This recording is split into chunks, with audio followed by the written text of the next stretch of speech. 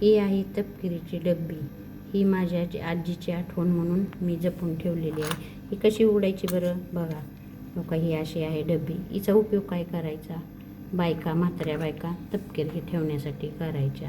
आणि तपकीर ही कमरेच्या पिशवीची डब्बी ठेवली जायची.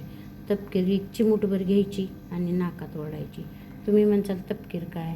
तपकीर म्हणजे एक प्रकारचा नशाचा असतो.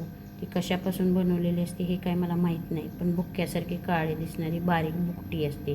आणि 4-4 बायका एकमेकीला गप्पा मारत बसल्या की अशी तपकीर यातून घ्यायची, चिमूटभर घ्यायची, नाकात सोडायची आणि ही अशी बंद करून ठेवायची.